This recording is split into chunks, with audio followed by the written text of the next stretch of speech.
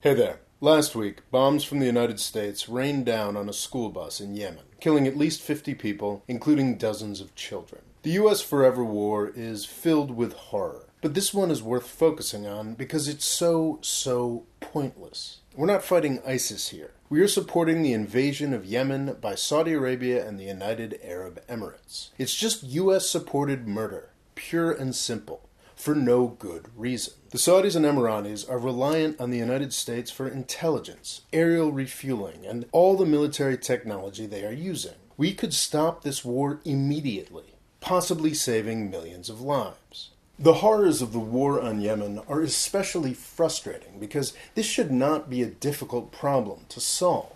Most of the U.S. Forever War is justified as an attempt to fight terrorist organizations like Al-Queda and ISIS that have attacked us. That's a very hard thing to argue against. But that's not what's going on in Yemen. As the Associated Press documented in a report just last week, in Yemen, the United States is basically allied with Al-Queda. That makes the U.S. war on Yemen illegal. Let me re-emphasize that. In Yemen, the United States is acting as a state sponsor of terrorism. And not just any terrorist group, Al-Qaeda, the guys who brought down the towers on 9/11. This should not be a difficult thing to stop. Though they wouldn't put it in exactly the terms that I used just there, a bipartisan group of U.S. legislators has been trying to end this illegal, horrific war. This March, I hopefully documented the efforts of 3 U.S. senators to end the war. This effort failed. To add to the frustration, it failed quite narrowly, because nobody paid attention. Unlike many issues, it's not the U.S. Congress that failed here. It's the people of the United States and the people of the world that failed to stand up and take notice that someone in Congress was trying to solve this horrific issue. It's easy to blame the media. The war in Yemen is barely covered, and when it is covered, the stories often fall for the "it's all about Iran" lie that the U.S. and Saudi governments have been pushing. But I don't think it's fair to just blame the media.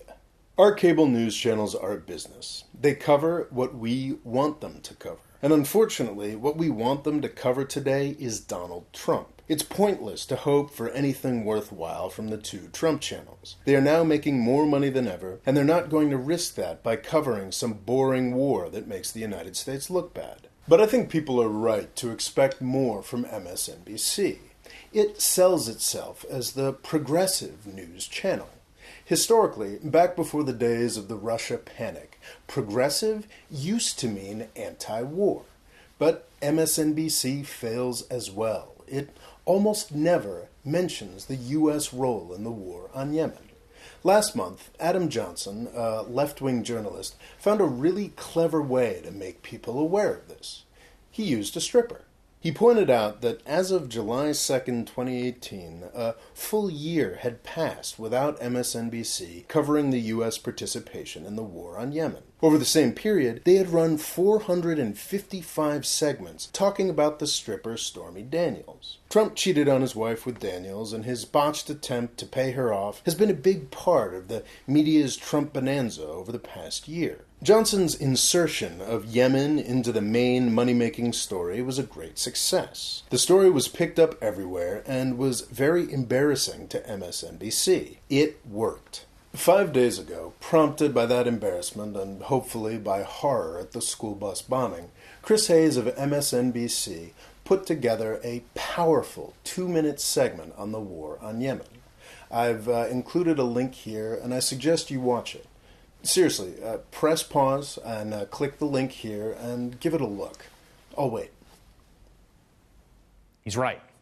Our government, our public dollars are paying to kill Yemeni children, and it's our government and our representatives that can stop it. See what I mean? Great stuff. Emotional. Great use of data. Moving and great production values. Those 2 minutes should be more valuable than the hours of amateurish YouTube videos I've put together on Yemen over the past year. They should be. But they're not. Because we're failing MSNBC just as badly as we failed those senators back in March. MSNBC has posted this video on YouTube, and it hasn't done much better than my videos on Yemen do. Of the 26 videos that MSNBC posted on YouTube on August 9th, the Yemen video is the worst performing, by a lot. At a little over 10,000 views as of last Sunday, it underperformed a video about Wookiees. 4 videos that covered the Trump-Russia investigation all broke 100,000 views, and the video that included the crucial keywords Mueller, Russia, and Julian Assange broke 300,000 views. With results like this, how many more Yemen segments do you honestly expect MSNBC is going to produce? It's a business. Congress is trying to do the right thing here. Even the U.S. media is occasionally trying to do the right thing here. We're just not paying attention. But we can fix this. As I said at the beginning of the video, the war on Yemen is the easiest problem in the world to solve. All we have to do is make more people aware of what's going on. To know the facts of the war on Yemen is to oppose the war on Yemen. So take that great clip from MSNBC and share it widely. Share it right now. You don't have to be from the United States to make a difference here. If MSNBC sees a spike of views on that clip, I assure you they will notice and they will make more videos about the war on Yemen. And if you want to take the next step and educate yourself on what's actually going on in Yemen, I suggest you watch my first 5 videos on Yemen's disaster that are now front and center on this channel's main page. They are probably the best videos I've ever done. If you take the half hour necessary to watch those 5 videos, you'll know more about the conflict in Yemen than 99% of the American people. Heck, you'll probably know more than most people in the U.S. government who are working on this issue. If you watch these videos, you'll have the tools necessary to help us finally solve this surprisingly simple problem. Thanks for watching. Please subscribe, and please share this video from MSNBC. It really could make a difference.